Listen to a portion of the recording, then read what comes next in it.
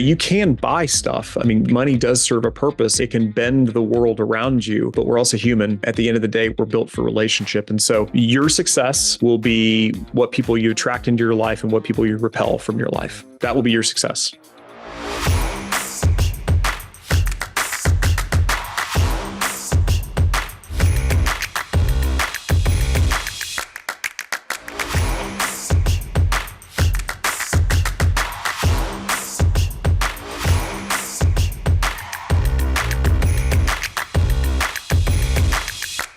Brent, it's a real honor to have you as one of our early AMA guests. Have you done an AMA before? Is this it's been a long time? I mean, I feel like every podcast is an AMA in some ways, but no, I've not done one of these in a while, at least not in this format. So happy to test it out. Yeah, no, thanks for saying yes. I think fair to say this is a never meet your heroes moment, like I mentioned to you before.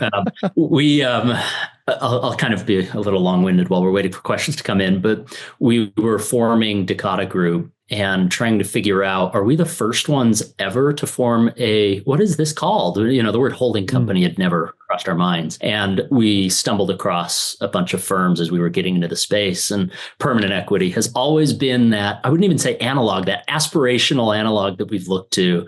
And then, of course, as we've gotten to know you more over the past few years and on Twitter and listening to the podcast episodes, our enthusiasm for what you guys have built has only grown. So it's fun to be able to chat with you. Well, I appreciate you saying all that.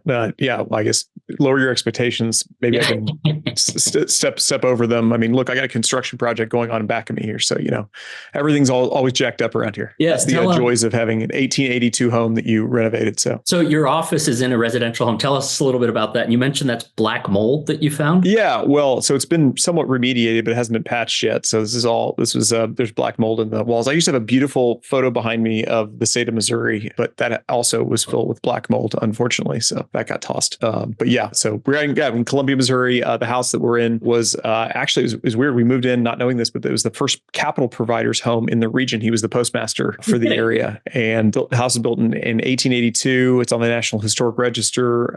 We spent, 16 months completely renovating it. Had no central HVAC, hadn't been renovated in 60, 70 years. And anyway, we moved in 7 years ago into this house. And now we have two other houses on the same street. So we got a little campus here in downtown Columbia. What was the thinking on that, by the way? What had you push through the renovation requirements and move into a residential home for the office? Yeah, we wanted to be downtown. We've got a beautiful downtown. You know, it's near lots of art, music, and food. I mean, we've got 40,000 students in the area. It's a college town. We're an SEC college town. So we wanted to be downtown in the action. We wanted to have parking, which is hard downtown. And then we also wanted to have at least one space to house guests from out of town. And so this met all those requirements, and it's kind of on the edge of downtown, and it's been perfect. Yeah, we really love it. Except for the black mold. It's been perfect. For those who haven't heard of you or permanent equity, why don't we just start with a quick kind of 50,000 foot flyover of permanent equity, what you guys are all about, and just give us a snapshot of the portfolio today. Yeah, I mean, we're a mistake is what we are. There was very little planning that went into building permanent equity.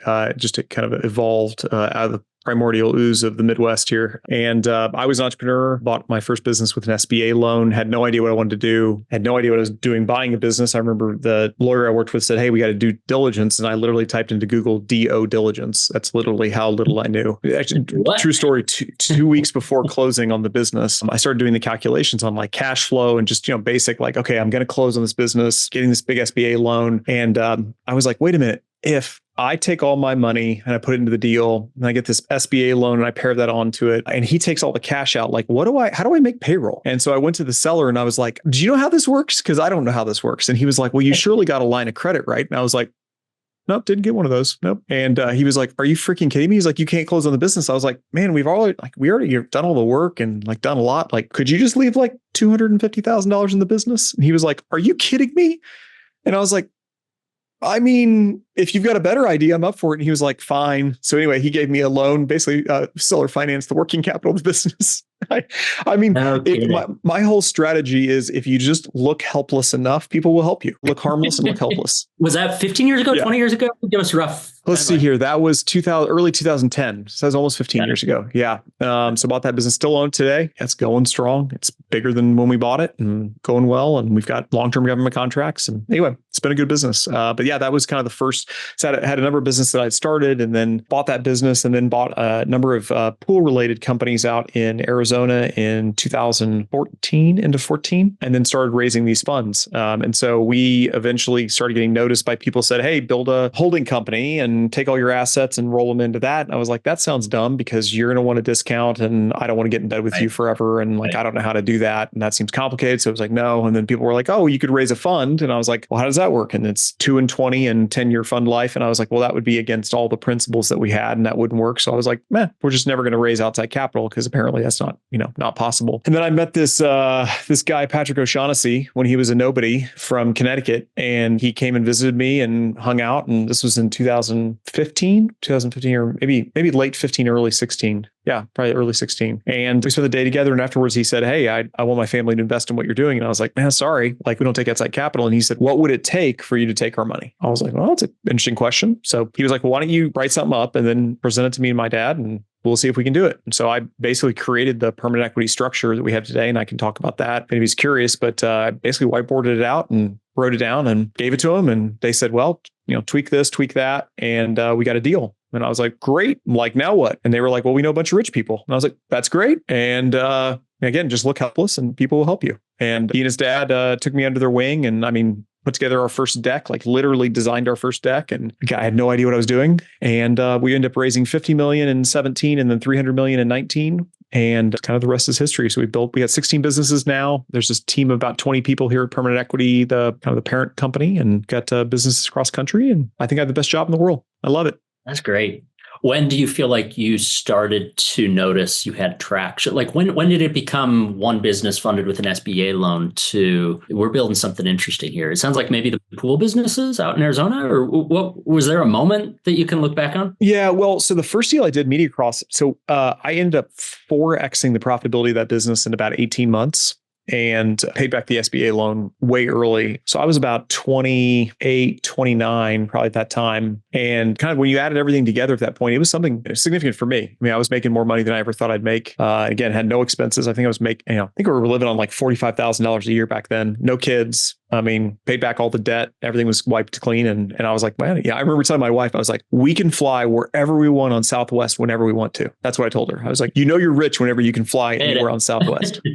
And so, so we started, I remember the year before my first daughter was born, so it was 10 years ago. So 11 years ago and 10 years ago, we lived out in Napa for like a winter. Like we just struck a deal with a guy out there and like rented a house in Napa Valley and lived out there. And I mean, it was like the first taste of what I would call like real economic freedom. Now I was miserable personally, but that's a whole separate story. But yeah, from a business perspective, things were going great. And that was like when I first was like, hey, this is like a real thing. Like you can buy something, you can make it better, you can pay back the debt, and like you can make real money on it. Because today, I would imagine most people describe you as an investor or capital allocator. And back then, when it was the Wild West of permanent equity, you were operating. It sounds like you were in the trenches. Do you remember making that evolution? Do you feel I still haven't made it?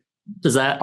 I still haven't made that evolution. So, I mean, when I think of like investors, I mean, I've got plenty of friends that are like what I would call like real investors. And they're like very smart people reading smart things, doing smart things, like sitting quietly and thinking great thoughts and like analyzing the nuances. Like that's not what I do. What we do is like the math is very simple, straightforward. We're trying to get into durable industries. We're trying to work with, the people is all the complication. So, it is understanding people and predicting leadership behaviors, predicting behavior in general is something we spend a lot of time on. Then how do you build culture and how do you build meaningful, long-lasting, real relationships? And if you ask me like what percentage of my job is like investing, it's like maybe less than 5%. 95% is somewhere between a armchair quarterback and an amateur psychologist. Stayed in a Holiday Inn Express last night. Love it. Glamorous.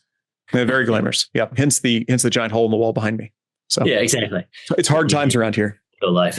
Yeah. We have a couple of questions on like fund structure and raising capital. Maybe before we get into that, though, will you paint a picture of more specifically some of the companies in the portfolio? Do you have a few favorite companies? You guys acquired a roller coaster manufacturing company I saw last year. You're in some quirky spaces. You have a matchmaking service, like a dating matchmaking service. Will you give us just broad brush strokes of your portfolio and some of the cooler companies you guys own and operate? Yeah, we're the island of misfit toys. So yeah, we own an aerospace business that's fantastic. We like a hedge fund for airplane parts. We buy large lots of airplane parts and break apart those lots and then sell them off individually. And we'll buy a part for $7, 10, 12 years before we sell it and sell it to the Congolese military for $50,000. It's a crazy business. We've got the highest in matchmaking firm in the world. So not dating. Believe me, I would have said the same thing. There's a big difference. They make one introduction at a time. It's not a dating service, and it's a true matchmaking service. And 87% of people that use them end up in a long-term, committed, monogamous relationship. And it's better believe right? This isn't a low-end matchmaking service. Minimum's about $50,000 contract. Wild.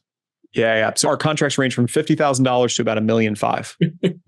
Yep. It's high. I have specific questions on some of the other companies, but we own amusement park rides business. Makes the highest end carousels in the world, roller coasters, transportation for amusement parks, all kinds of stuff. It's a really cool business based out of Wichita. We own a picture frame manufacturer in Michigan. We own we think it's the largest residential fencing business based out of Dallas. We own the largest single location pool builder in the country based in Phoenix. We own a children's clothing brand called Riley and Crew, which has been fantastic investment for us. We just bought a cabinet manufacturer in Bend, Oregon. So we've got, stuff's all over the country, geographic diverse, manufacturing, construction, business services. It's kind of all over the place. On that note, have you decided there are industries or types of businesses you won't go into? Because it sounds like there's a lot you will get to know and get comfortable with. What are the things that you wouldn't do today? Yeah, well, we say no to almost everything. So, and we certainly have some, I would say, prejudice against restaurants. Restaurants really aren't our thing. Anything that's like very heavy retail, kind of like lower end mass retail, that's not super interesting to us. Oil and gas, we don't know what the price of oil should be. Also, I've had a buddy of mine, I know a bunch of really great investors in different fields, and it's always stuck with me. A buddy of mine said, hey, if you ever see an oil deal out of Texas, just know I passed on it twice. It's like that type of thing makes you sit up straight. But what I would say is that we have looked at restaurant deals. We've looked at retail deals. We looked at, in terms of clothing brands, it is a graveyard filled with investors who think they can invest in fashion. And, we looked at a ton of stuff through the years and said no to everything. And then we found Riley and Crew, and it had some very unusual attributes about it that made us, that's interesting. And we ended up investing in it. So we try to be very choosy about the types of investments that we go after, but we kind of have this thesis that there are niches in every industry. And so we never want to put an industry completely off to the side. We looked at an oil and gas deal that it was basically a staffing agency for roughnecks. And it was a heck of a business. It was an amazing business. Never in a million years would guess that there'd be a high-end staffing agency for roughnecks. But when you actually dug into the business, incredible business, great service to the industry, made a ton of money, makes sense. Well, then maybe the flip side of that question will be interesting to people watching this who are either looking at acquiring their first business or looking at acquiring more businesses. What gets your team excited about an acquisition? What makes for a good acquisition for permanent equity? How do you think about that? Yeah, I would say right off the bat, when we look at a deal, we're looking for a willing seller. Doesn't matter if you don't have a willing seller. And as funny as that sounds, we've had ESOPs come to us. We've had, groups of sellers. We've had all kinds of, families that somebody passed away. Now the ownership's fractured.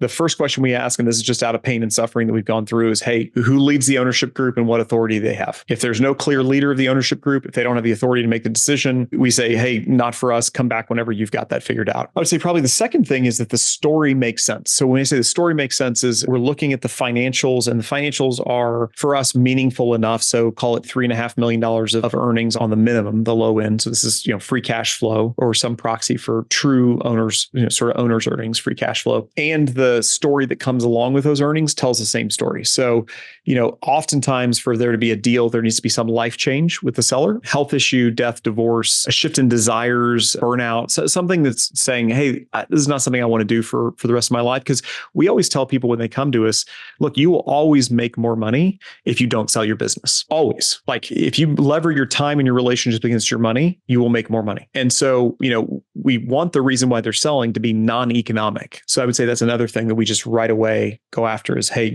what is the story and does it make sense with the numbers and the other piece of information we have? From there, it really gets interesting. Is it a fad? What's the industry? What's the history of the industry?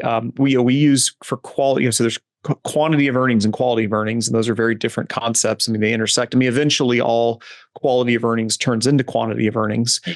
But in the short term, it can be, there's a lot of noise between those. So we kind of use two rough metrics, which is the margins and then the time to pay. So if you're a high margin business, that means your customers value you and you've carved out a niche in the marketplace. There's something unusual about what you're doing. And then if they pay you quickly, it means you matter to them, right? They want you to keep doing the work. So we try to triangulate those. If you find a lot of businesses that maybe, higher margin, but real slow pay, that would indicate that basically people are using you to finance their business and they're kind of willing for whatever reason, you're accepting a type of risk. If it's low margin and quick to pay, then it feels very much like a commodity business, right? So you're just doing something and they're just like, yeah, I keep doing the thing, but we could replace you at any time. If it's low margin and they're slow to pay, that's a grinder business. It is attracting the worst of the worst. It's a race to the bottom. And so, we really try to think about, Right. Yeah. So again, it's interesting, in the value investing community, there's this idea of a cigar butt business, right? Which is kind of like, hey, it's a crappy small thing. Somebody's been puffing on that thing for a long time and, you can pick it up and light it up and get a couple puffs off it.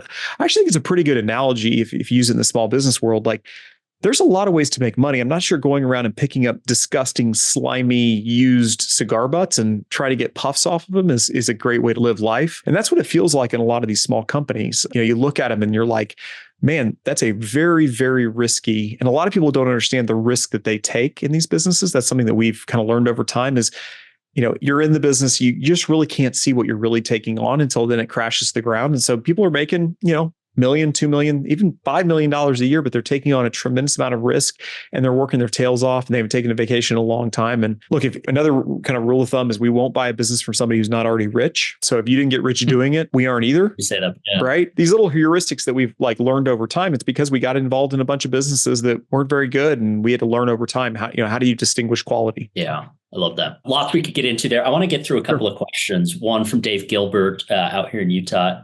Will you talk a little bit about how you decided to go the fund route versus raise deal by deal? And you mentioned the Patrick O'Shaughnessy story and kind of the accidental and meandering kind of approach that you took. But was there more thought behind that? And if not, what are just your general thoughts on deal by deal versus a fund model? Yeah, so deal by deal, I've got friends that raise deal by deal. And deal by deal can work. I would say is, the quality of your capital sources and the complexity that you're creating may not be obvious in the beginning. So if you think about, if each deal in essence is its own fund and you've got, call it 50 investors or 30 investors in each deal, the complexities of how you manage the conflicts between businesses becomes pretty real. You can't really spread resources across a lot of those types of businesses. You got to kind of silo because it creates conflicts, right, between them. So that was kind of one. Two, at least for my personality, I never want to make a promise I can't keep.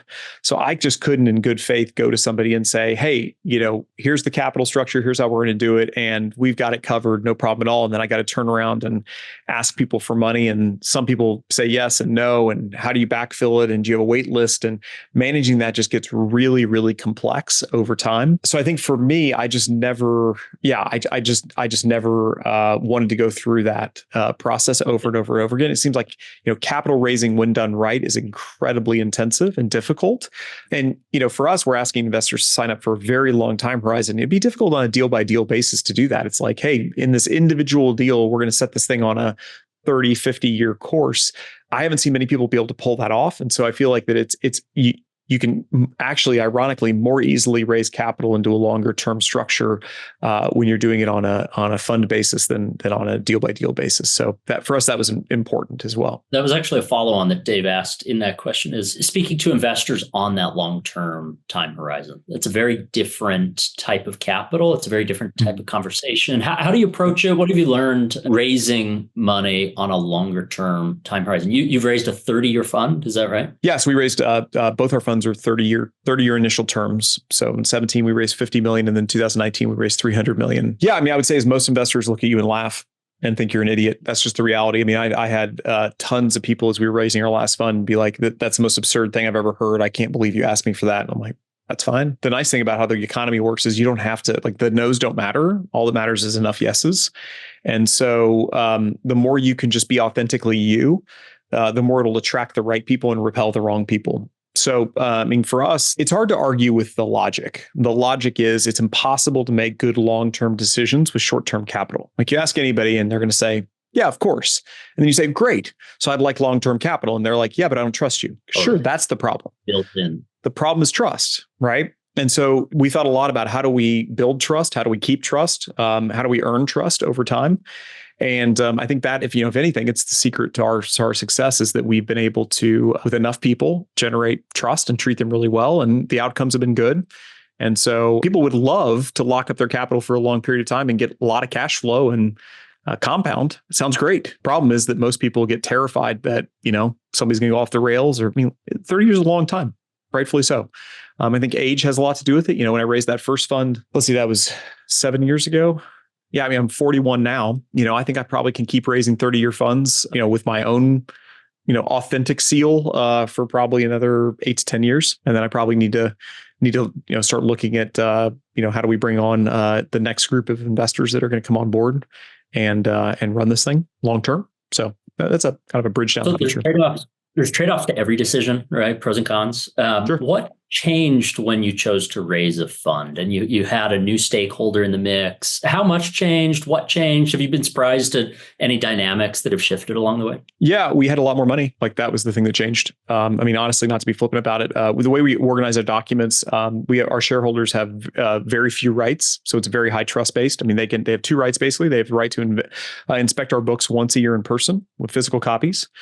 Here at headquarters. And then they have a right to remove us as the GP, but it has to be, I think it's 75% vote and interest. It's a very kind of strict time horizon. Right. Which obviously probably couldn't have raised on day one. And so there's probably some value in building out, improving out the model, building a track record, building trust before you go try and structure something like that. Yeah. I think that, again, it's got to all make sense. What we do for our businesses, we're trying to put the puzzle pieces together. The investors are trying to do for us. It's like, okay, what's the real motivation? Why are we really doing this? Why do we need the time horizon? Are our interests are aligned? Our fee model creates a really aligning of interest that I think makes the whole thing work. Right. We have a question about debt. How do you think about debt, financing acquisitions? Do you do all equity? Inevitably, some operating companies are probably looking at debt, even if it's for vehicles. Or how do you think about debt overall? Yeah, so I think going back to first principles, these businesses are loosely functioning disasters that sometimes happen to make money, right? Just as a general rule, right? Like all businesses are that, but like especially as you get down into the smaller companies, they are chaos, very chaotic. So the idea that you're going to take a high volatility asset that is maybe less predictable than average, and you're going to layer it on with a significant amount of financial debt that only really helps the buyer and the seller. Those are the only 2 groups that it helps. All the other stakeholders are hurt by it, disadvantaged. You lose optionality. It doesn't feel like the right time to pull the future into the present, right? So that's, in essence, what you're doing with debt is you're pulling the future earnings into the present and you're enjoying those now. So what we do is we say, we're not going to use debt at closing. We may lever it post-close. We really never have. Or we may add debt in sort of an operational way. So financing real estate, financing asset purchases, growing the business. We may use debt to do that, but we're going to do it at closing. We're going to have a clean balance sheet. Once we get to know the business, we can decide kind of how much debt we really think it can handle. We just think that you're not going to know an asset very well after due diligence. As much as due diligence as you do, you're just really never going to know what you bought until after you bought it. So you're in a low information environment, high volatility environment. That seems like the least opportune time to put debt on a business. And so that's why we chose not to do that. And believe me, again, a lot of people call us idiots for doing that. I remember we bought our aerospace business in 2019, and the people we were working on the deal with were like, "Are you guys morons? Like, do you realize the aerospace business never goes down? Like, it always is either flat or up, never goes down." And we were like, "Yeah, still, we're just going to close with all equity." And they're like, "You could put in basically no equity in this deal and get the rest of finance." We're like, "Yeah, I get it." Thank God we didn't. 2020 rolls around, industry's down 70-80%. Everyone else is firing people. Everyone else is doing bank workouts. Everyone else is hiring freeze, asset freeze, all this stuff. No optionality. We were cash flow positive every single month. We rolled through no problem. We made about 10 years of progress in about 2 years. And now that business is worth legitimately almost 10 times what the business was worth in 2019. And it would not be worth, that business is more profitable and a higher valuation now than it would have been had we not had COVID. Incredible.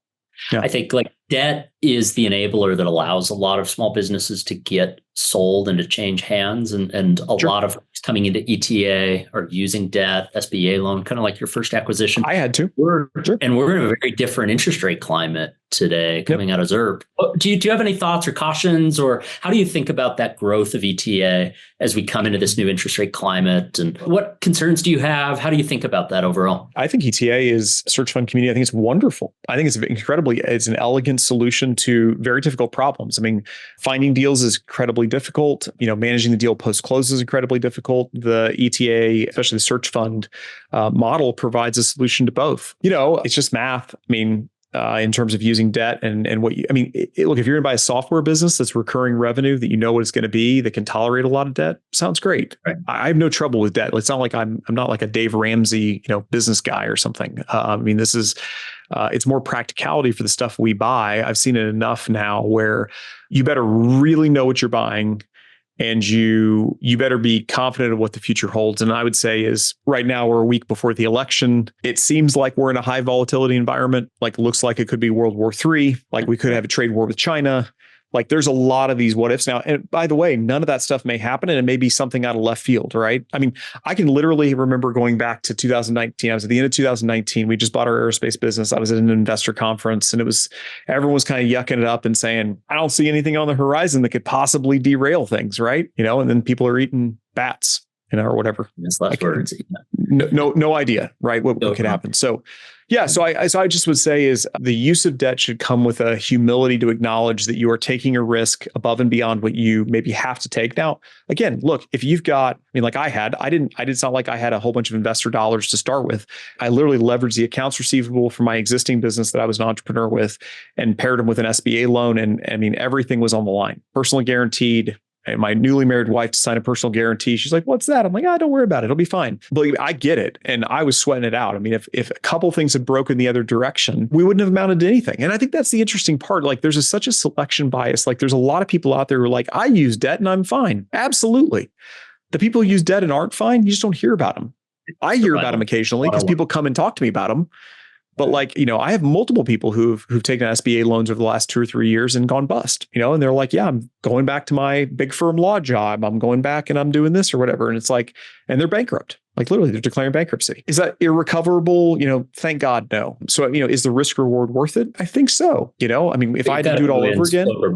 Yeah. If I had to do it all over again, you said, knowing what I know now, but I don't have any resources, like I would go and get an SBA loan and I'd probably do it all over again because I do think it's worth it to do that. So I'm not, again, I want to make sure I'm not looking down on people who use debt. I'm not saying that debt's a bad thing. I'm just saying is if you cannot use debt, like I think people who have the resources to not use debt, especially deal debt at closing, should just really think about it. You can always lever up post-close. You can always do interesting things to refinance the business. Like you don't have to use debt at closing. Love it. That's good advice. I want to read this question from Alex. He says, does Brent think he could raise another $300 million today? And how hard or easy would that be compared to 2019? Kind of coming to this, we're in a new world today. Is Brent bullish on the permanent equity message and model, or does he see headwinds to the long-term hold? What's your general reaction to 300 million a day, how the world's different versus back in 2019? I think that actually when we raised in 17, there was really very few people out there doing anything like what we were doing. We raised in 19, it kind of put, when you do something different, everyone's going to kind of look down on you and tell you you're an idiot,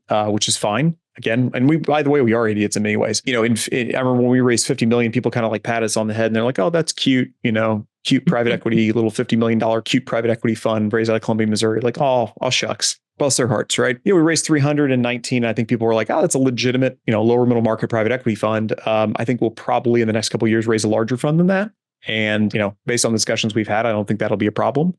I think we'll be pretty dramatically oversubscribed. So, I would say is like, there's very few people in the lower end of the lower middle market that have built trust and that treat people really well. And so I would say is at the time, right? It's like, it's rare for a firm like Permanent Equity to exist, 15 years. A lot of the new funds and firms are 3-4 years old. Yeah. And look, you could make a lot of promises. If I always joke that if anybody says they're killing it and they're in the first 5 years of operating in the lower middle market, like they just don't know what they're talking about yet. Like you just wait, like you'll get your ass kicked. Like I did. I mean, like we have tons and tons of war stories about things that went wrong and our judgment was incorrect. And, many more things sound correct than are correct. But yeah, I mean, I think the environment today is much more conducive to raising unusual structures than it was in 19 and certainly in 17. I think that people are seeing the value of longer term. I had an LP reach out to me the other day, and she works for a family office out of Texas, and she said, I'm just inundated with all these deals that are long term and permanent capital and all this stuff. And she said, to me, it looks like a fee grab where it's like, yeah, if you can get paid fees for forever, it's better than getting paid fees for shorter. And I was like, yeah, that's a good way to think about it, right? Like there's a lot of people who've now moved into raising unusual capital vehicles, not out of the first principles of like, hey, we want to make good long-term decisions. We want to compound, all these different things. It's more like, shoot, like they can get 30 years of fees when we can only get like 8 to 10 years of fees. Like, can we get 30 years of fees? That sounds better.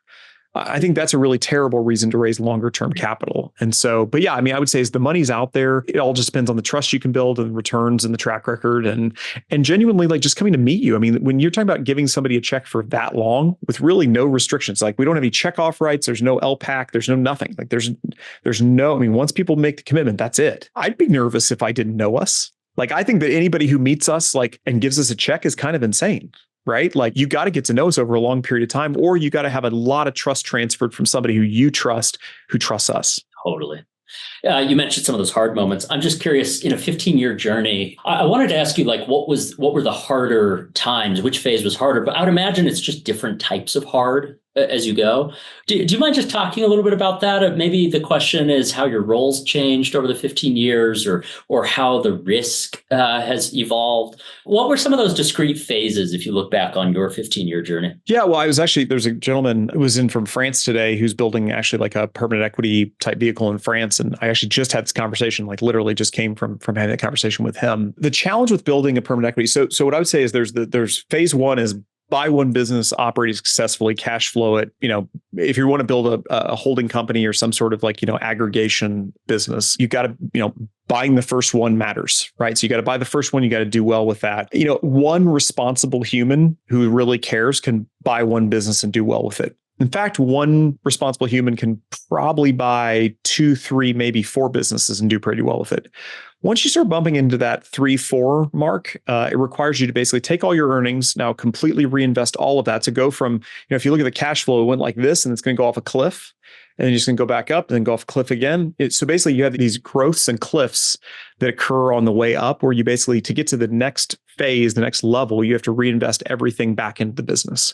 And so that's what we did. I mean, if you look at the quantity of our earnings over the life cycle of permanent equity, it is jagged, right? Because we're basically building, reinvesting, building, reinvesting, building, reinvesting. Now over time, the numbers get bigger and bigger and bigger.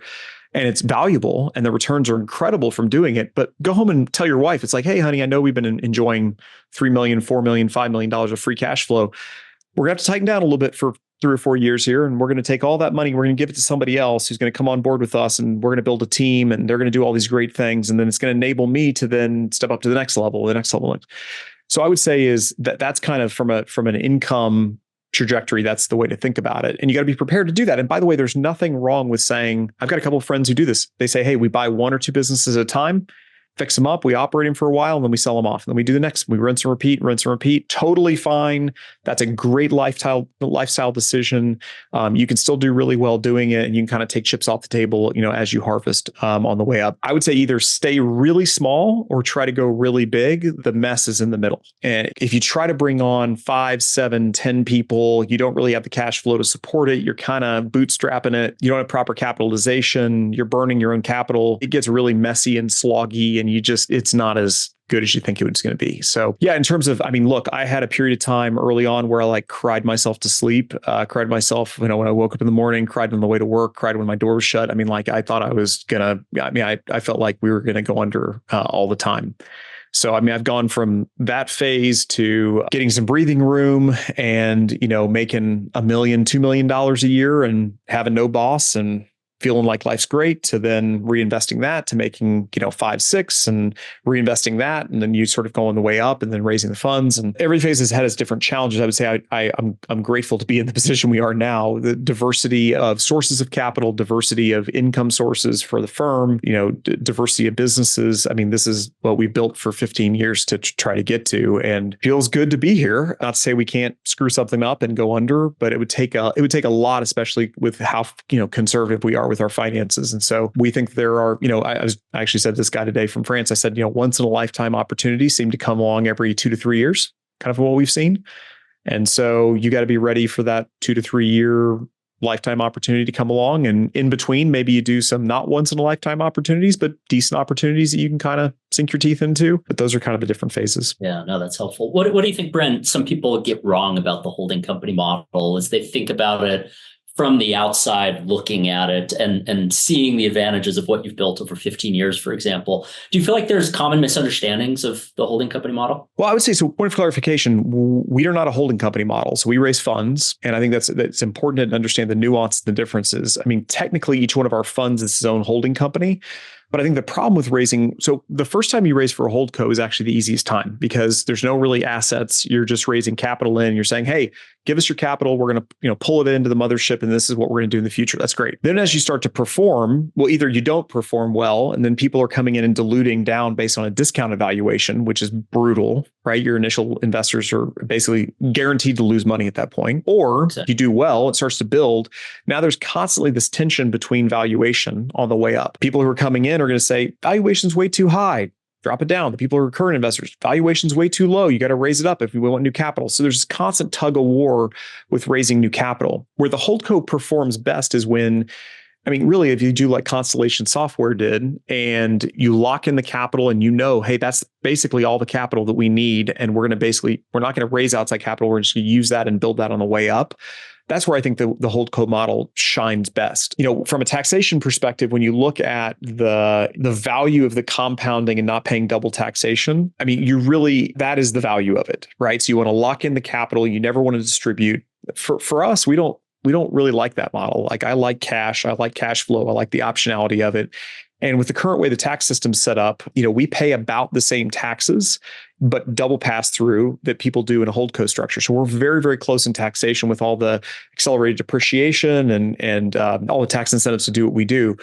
So for us, I always say to our investors, we give you the free option back as we do distributions to do whatever you want with the capital. Like, go buy a boat or save it and reserve it for the next time we call capital. But you get the choice. I like that. That's a trust building activity. Our investors know that we're performing because they get checks, like real cash, not a mark to market. Like, hey, we think this business is worth kind of this thing.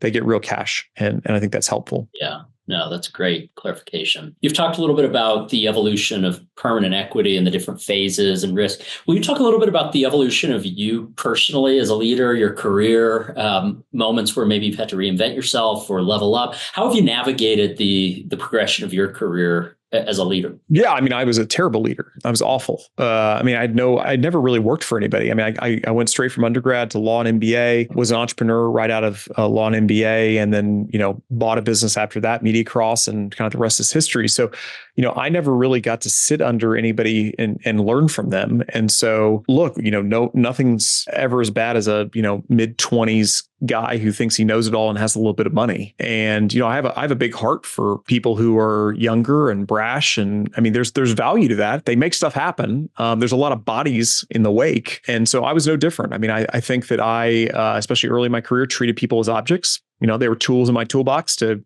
here's a screwdriver and use a screwdriver. And if you strip the screwdriver, you throw the screwdriver out and get a new screwdriver. Unfortunately, I think that's pretty common, especially in private equity. That's just the way that people look at business. I would say, I kind of alluded to it earlier. I can remember being 29 and we were 28th on the Inc. 500, fast growing company in Missouri history. We were, I was making more than $1 million a year personally, had no debt, beautiful wife who loved me. Everything tasted like shit. Like, I did not like my life. I told my wife I didn't love her. Like, I was just lost. Didn't enjoy being around my friends. And, that was a major inflection point for me to realize, just this great quote said, I hope you get everything in life to realize that it's not the thing, right? Like, I hope you get all your hopes and dreams to realize is not the thing. A lot of people I think are still climbing that first mountain. They're trying to say, okay, well, if only I had $1 million of cash flow, if only I had $5 million of cash flow, if only I had $10 million of cash flow, if only I was, won this award or had these friends or was in this Your group rival or whatever the fallacy. thing would be.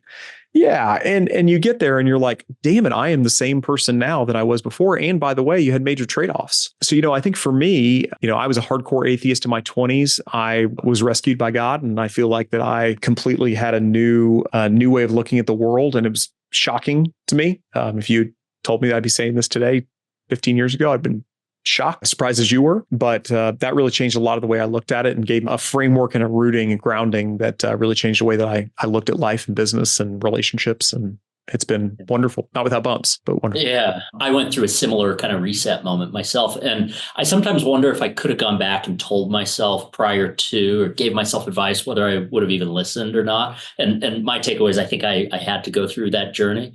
But what advice do you have for people climbing that first mountain, trying to level up as a leader, navigating work-life balance, trying to figure out what matters, trying to make a dent in the world? What advice do you have to this kind of younger company builder that's out there trying to figure it all out? Yeah, well, this is all going to be people related because so at the end of the day, the math in what we do is very easy. And actually the operational stuff is pretty easy too. What's really hard is the people. So your success will be what people you attract into your life and what people you repel from your life. That will be your success. And you can make a bunch of money. I know people who have made hundreds of millions of dollars and are very, very wealthy and hate their life and they're miserable. And people they worked with hated them and the service providers hated them and their wives hate them and their husbands hate them and their children hate them. And I mean, it's there is a pathway, a well-worn pathway to winning worldly games and getting all the prizes and it not feeling very good. You can buy stuff. I mean, money does serve a purpose. It can bend the world around you, but we're also human and finite. And at the end of the day, we're built for relationship. And so really all of my learnings in the last, I would say fundamentally, I'm not a better investor than I was 5-10 years ago. I mean, maybe a little bit better judgment around the edges on some stuff, but I mean, mostly my judgment's around people. Like I can meet somebody now and I can really discern, are they in their true self or false self? What does their true self really want? What are they worried about? What do they fear? I mean, at the end of the day, all we want is to matter and belong. And so, but we each have different ideas about what does it matter to belong and to matter. And so this is where you get into sports as a religion. That's where you get into politics as a religion. It's when you start looking at the world of everyone's worshiping something. This is like a David Foster Wallace quote, right? We all worship something. The question is what we worship. So when you think about it, it's like a lot of guys are predisposed to worshiping work. Like, I mean, that's what we're predisposed to do, right? A lot of women are predisposed to worshiping beauty in their families. I mean, that's just the sort of male-female dynamics, right? Not to say that all men and all women, but that's, broadly. And so as a man, the temptation is that I'm going to get my sense of value, my sense of worth from my performance at work. Problem is when your performance is tied to your identity and then your performance sucks, your identity is going to get stripped away. And the most painful thing in the entire world is to have our identity stripped. Like we think we're this, smart guy. Well, when your ideas get challenged and you're not very smart or you do something stupid, your whole identity is stripped away. So I would just say is be very careful what you worship. Be very careful what trade-offs you make. I had an older person tell me this a while back. They said, you spend your youth to make money and then you spend your money to get back your youth. I think there's a very real thing to that. And so, I see a lot of guys who, abuse their bodies, alcohol, drugs, lots of meaningless sex. They got diseases and all kinds of stuff and problems. And, they're in their 40s now or 50s and they're like, oh crap, now I got to clean up my life. And they've made some choices and it's really hard. Not to say that, God can redeem anything. There's no life that can be lost. I mean, it's really cool reading the Bible. You can read about Paul. He's like, I'm the chief among sinners. He murdered Christians, right? He ended up being the Apostle Paul, who wrote most of the New Testament. So like lives can be redeemed. It's just there are real consequences to that. And if you better make sure you understand what games are you playing and what do you really value. Thanks for sharing that. That's awesome. That's a really powerful outlook. In our last 5 minutes, Brent, I want to come back to something you hit on team and culture. Will you restate what you said about attracting people into your life? And what was it that you said about 5 minutes ago? Do you recall? Yeah. So one of the things that we have a temptation, again, this idea of matter and belonging, what we think is if we say nothing controversial and we stand for nothing, then everyone will like us, right? Like that's what we think. That the problem is no one will care about us. Like that's what that ultimately gets you. So you got to, the more that you can know who you are and just be who you are, like the world doesn't need who Chase thinks the world needs. The world needs more Chase. Like that's what the world really needs. But the problem is we get into our heads, okay, I'm going to try to analyze and see what the world gives me positive feedback on, negative feedback on, and I'm going to get scared when I get any negative feedback. I'm going to, if I'm honest about my whatever, I'm not saying don't be a dick, right? Like that's the problem. But like you can be authentically you. Don't try to revert to the mean. Yeah. And I would say just be authentically you, be courageously you. Like the world needs more truth filled with grace, right? It's like just this idea of just like be loving and kind, but truthful to people. Like that's actually the kind thing to do. When you do that, you will repel the wrong people and attract the right people. I have a friend of mine who ran a marketing agency, and they were kind of like widely known as the Bubba agency, like, right? So if you wanted the like natty light drinking, NASCAR watching dudes, right? Like they were the ad agency to do that. And they blew up. They got really big. They had all these clients, national clients, because they wanted access to Bubba. And the agency eventually went defunct. You know why it went defunct? Just because they brought in a consultant, and the consultant was like, oh, guys, you are doing this all wrong. Guys, you are going to lose Tiffany's. Like you could get Tiffany's. Think about how big that account would be. Tiffany's doesn't want the Bubba agency. Tiffany wants something completely else. And it's like, well, yeah, but turns out when you aren't known for anything, they just became another cool, hip, we got great ideas marketing agency instead of being the Bubba agency, which you can own and you can be known for, and people come to you for that. They became the everyman agency. And you know what? They didn't get Tiffany's, because Tiffany's doesn't want the former Bubba agency or the guys that aren't good at, that. They want the people who would be good for Tiffany's audience, right? So I think a lot of it, like personally, works the same way. Like you shouldn't be friends with everyone. You should have people that think you're an idiot, right? Because that means you're actually saying something meaningful. You're actually differentiated. Now, don't just do stuff to say stuff to be out there to, be known. I mean, you can tell the people who are like that, right? But you just be authentically you, and you'll attract the right people and repel the wrong people. And actually repelling the wrong people is more important than attracting the right people. The wrong people take up so much time, and they're a drain on your energy, and you'll screw around with them for so long, and you'll figure out down the road they're not a good fit. If you can just say, hey, here's who I am, here's what I stand for, those people can opt in. And the people who opt out, don't worry about them. There's billions of people in this world. You don't need to be liked by everyone. On that note, as you think of your leaders across your portfolio, Brent, and you look at the ones who are exceptional at recruiting great people, getting them in the right seat, retaining them, the people side is the hard part. And the folks who you work with that are really good at it, what do they tend to be best at? What's the difference between good and great when it comes to building a great team? Yeah, I would say is they know themselves and they have a high humility. Like those are the two things. Like you have to be able to know yourself. I mean, we all have blind spots, right? And blind spots mean you can't see them. Blind, so oh, I have a blind spot. If you know you have a blind spot, it's not a blind spot. Right. So we all have blind spots. So that's why we need people around us who will tell us the truth. And we got to have the humility to be open to what people are going to say. Very rarely is truth 100% true. It's usually 60, 70, maybe even 20% true. But there's usually some truth in what somebody says to us.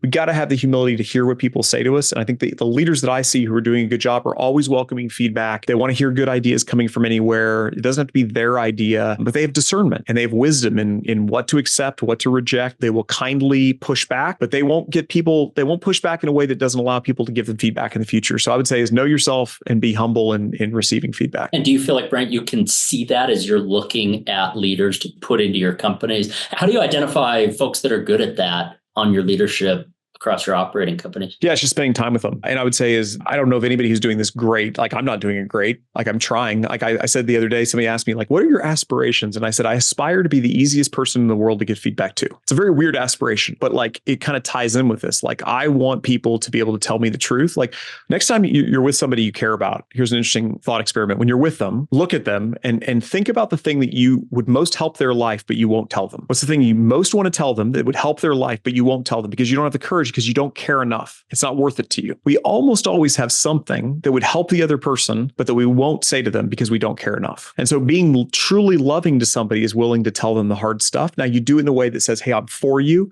I love you. I'm with you. Like I'm doing this for your good, not for my good, for your good. But I need to tell you something that may be difficult to hear. And then you let them have it. And most people are not going to react well. And most of the time it's not worth it. So this is the question is, how can we give off the impression, and that's true impression, that we are low ego enough to be able to handle whatever feedback people give us, and also willing to sort the signal from the noise, right? Some people are just going to tell you, one person going to tell you, I love that. And another person going to tell you, I hate that. And they both are maybe telling you the truth. You got to sort who's right, who's wrong, which decision, where do I go? But you got to be able to hear the feedback to get it. Brent, I love it, man. I feel like if we had a campfire nearby, we could just be talking for the next 2 hours. In closing, what's ahead for permanent equity? What do the next 10 years hold? The vision ahead? What is that going to look like, do you think? I don't know. I mean, I think the plan right now is we have great investors, great team, love what we do. We're enjoying things. We love life. We're trying to be innovative. We're constantly trying to think about what does the world need more from us? How can we help people? Try to live wisely, not screw it up, be good to our families. So I think we're just doing what works so far. My guess is that in the next 10 years, we'll probably have 40 or 50 plus companies and, bigger team and be hopefully doing more of this, but I try to hold it open-handed, see what the future holds. Love to see it, Brent. Thank you again for saying yes to this AMA. Thanks to the Durable community for posting fun questions. Brent, this was fun. Appreciate you. Thanks for being willing to chat. Of course. I appreciate you having me on, Chase. Thanks a lot. Okay, we'll wrap up. Thanks, Brent. We'll see you.